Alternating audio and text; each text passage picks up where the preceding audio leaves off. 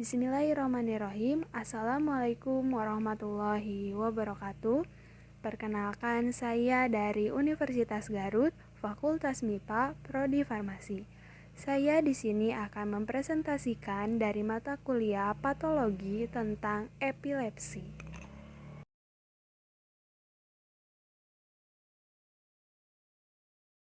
Materi yang akan kita bahas ada yang pertama definisi epilepsi, yang kedua etimologi, yang ketiga patofisiologi, yang keempat gejala klinis, yang kelima klasifikasi, yang keenam terapi pencegahan. Yang pertama kita bahas ada tentang definisi. Epilepsi didefinisikan sebagai kejang yang berulang, tidak ada kaitannya dengan demam atau serangan otak akut. Kata epilepsi berasal dari kata Yunani yaitu epilambanein yang artinya serangan. Epilepsi adalah gangguan otak dengan berbagai gejala klinik yang disebabkan oleh pelepasannya muatan listrik dari neuron-neuron otak secara berlebih dan berkala, tetapi reversibel. Yang dimaksud reversibel dari sini itu penyakitnya itu bisa normal lagi, bisa kembali lagi, bisa normal lagi. Jadi gangguannya itu tidak permanen. Gangguan ini dapat menyebabkan kejang di mana aktivitas dari otak menjadi abnormal.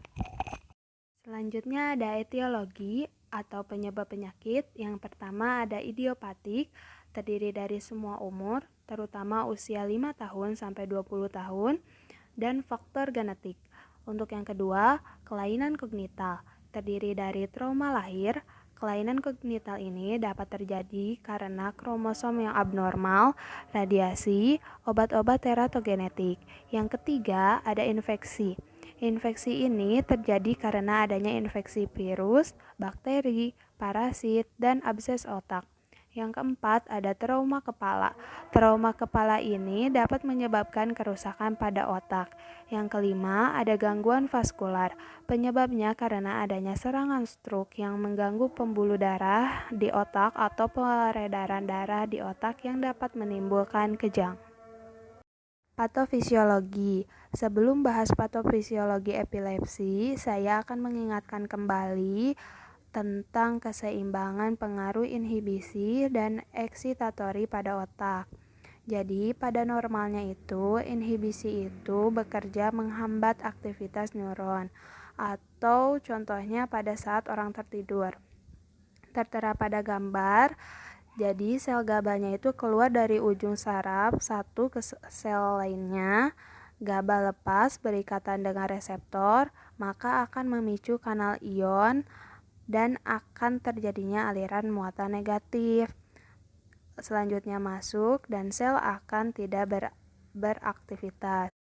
Yang kedua ada eksitatori. Eksitatori ini mendorong neuron untuk melakukan sebuah aksi. Contohnya pada saat kita melakukan aktivitas. Jadi otaknya itu meneruskan sinyal untuk beraktivitas.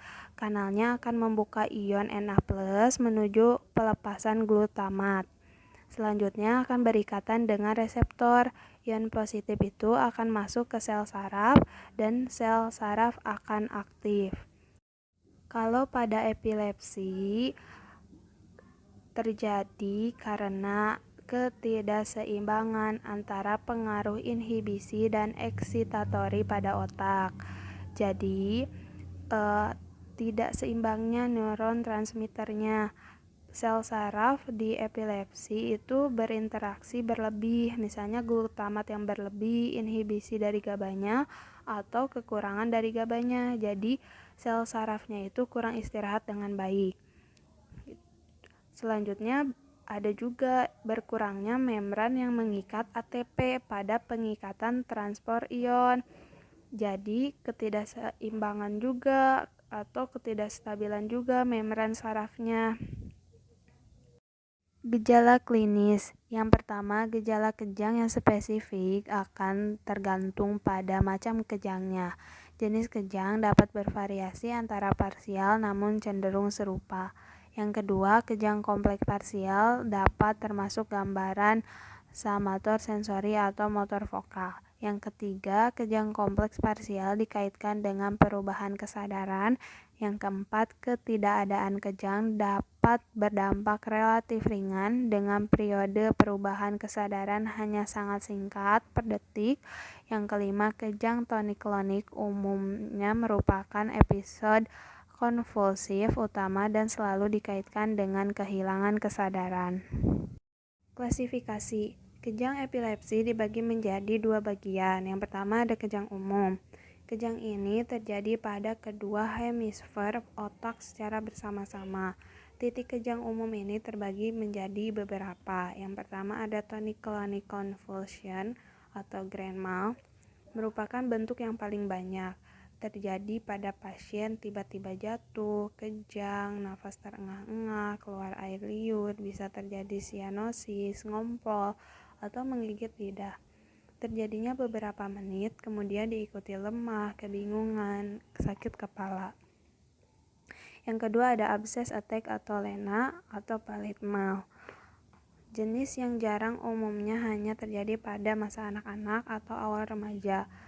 Penderita tiba-tiba melorot atau matanya berkedip-kedip dengan kepala terkulai.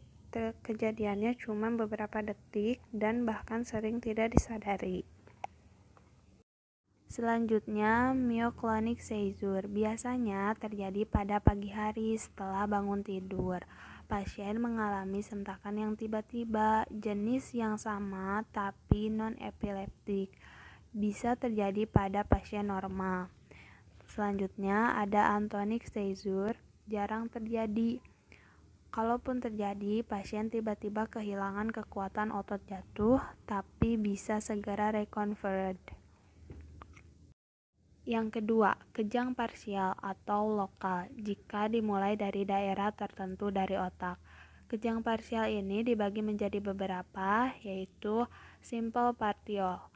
Pasien tidak kehilangan kesadaran, terjadi seakan-akan pada bagian tubuh tertentu. Yang kedua ada kompleks partial, pasien melakukan gerakan yang tidak terkendali, misalnya gerakan mengunyah, meringis tanpa kesadarannya.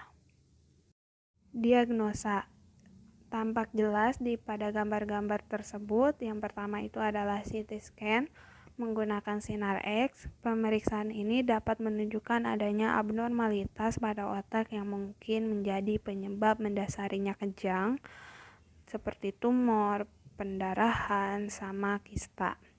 Yang kedua ada MRI atau magnetic resonance imaging. Pemeriksaan ini menggunakan medan magnet kuat dan gelombang radio untuk menghasilkan pencitraan detail pada otak. Yang ketiga ada PET atau positron emission tomography, menggunakan sejumlah kecil zat radioaktif yang disuntikkan ke dalam pembuluh darah vena. Tujuannya membantu memvisualisasikan area aktif dari otak dan mendeteksi adanya abnormalitas. Yang keempat ada single proton emulsion computerized tomography. Pemeriksaan ini digunakan setelah seseorang menjalani MRI yang tidak dapat menunjukkan dengan baik lokasi dari otak yang menjadi asal dari kejang. Terapi pencegahan. Pencegahan tujuan utama dari terapi epilepsi adalah tercapainya kualitas hidup penderita yang optimal dengan cara yang pertama farmakologi, yang kedua ada non-farmakologi. Yang pertama terapi farmakologi. Terdapat prinsip-prinsip penata laksanaan untuk epilepsi. Yang pertama ada obat anti-epilepsi. Mulai diberikan apabila terdapat minimum 2 kali bangkitan dalam setahun dan diberikan penjelasan mengenai tujuan pengobatan dan efek samping dari obat tersebut. Yang kedua, terapi mulai dengan monoterapi. Yang ketiga, pemberian obat dimulai dari dosis yang rendah dan dinaikkan secara bertahap sampai dengan dosis efektif tercapainya atau timbulnya efek samping obat. Yang keempat, apapun penambahan ketika baru diberikan setelah terbukti bangkitan tidak terkontrol dengan pemberian OAE pertama dan kedua. Obat untuk epilepsi ada karbamazepin, etoximid, lamotrigin, gabapentin, fenobarbital, phenytoin, primidone. Terapi non-farmakologi. Yang pertama itu faktor pemicunya. Yang kedua, kita harus menghindari faktor pemicu, misalnya kayak stres, konsumsi kopi berlebih atau alkohol, perubahan jadwal tidur, terlambat makan, dan lain-lain. Dan kita harus tetap menjaga pola hidup sehat. Yang terakhir ada terapi bedah, merupakan tindakan operasi yang dilakukan dengan memotong bagian yang menjadi fokus infeksi, yaitu jaringan otak, yang menjadi sumber serangan. Diindikasikan terutama untuk penderita epilepsi yang kebal terhadap pengobatan. Sekian dari saya, mohon maaf apabila ada kesalahan. Semoga bermanfaat. Wassalamualaikum warahmatullahi wabarakatuh.